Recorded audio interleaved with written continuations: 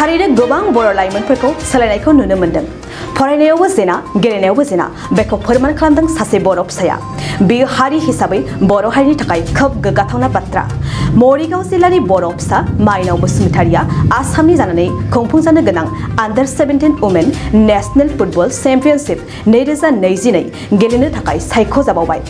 बर'नि फिसा माइनाव बसुमतारियानो जादों मरिगाव जिल्लानि सिङाव थानाय जलकियाबारि गामिनि थागिबि मथुरा बसुमतारि आरो गीता बसुमतारिनि फिसाजो। मख'नो गोनांदि बर'नि फिसा माइनाव बसुमतारिया गेलेनायावबो जेना आरो फरायनायावबो जेना होननानैबो गावखौ फोरमान खालामदों।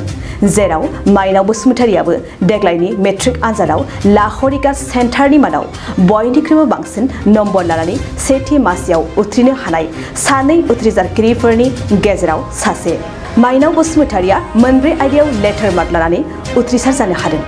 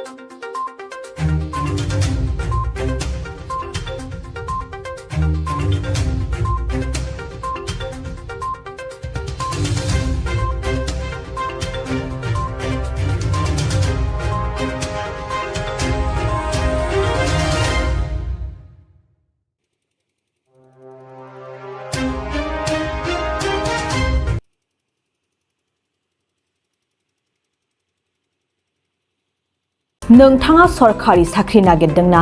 नोंथांनि थाखाय मोनसे गोजोनथाव खौरां।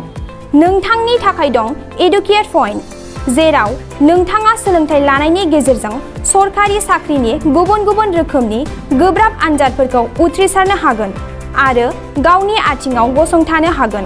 बे एडुकेट पइन्टआव नोंथांमोना एसएससि, बैंक पिअ, बैंक क्लार्क, बैंक एसअ, UPSC, FSC, defence, railway, state insurance, एएअ, एडिअ एसिस्टेन्टजों लोगोसे स्टेट लेभेल जब आरो माखासे सरखारि साख्रिनि आनजादाव गोनांथि जानाय आयदाफोराव सोलोंथाइ लानो हागोन। मख'नो गोनांदि बे सोलोंसालियाव साख्रिनिल' नङा, बेयाव MBA आरो सैनिक स्कुल बायदियाव एडमिशननि थाखाय एन्ट्रेन्स होनो थाखायबो सोलोंथाइ लानो हागोन।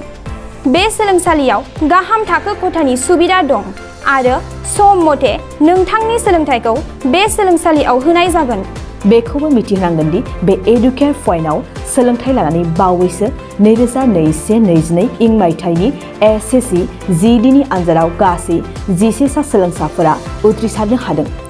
बारा नङा, गासै 15,000 रांजोंनो नोंथाङा बे सोलोंसालियाव 6 दानसिम सोलोंथाइखौ लानो हागोन। बे सोलोंसालिया क'क्राझार, बरपेटा र'ड, गवालपारा आरो बङाइगावआवबो दं। क'क्राझाराव सोलोंथाइ लानो गोसो गुदुं जानाय सुबुंफोरा 700-226-133 9101-536360 700-226-133 9101536360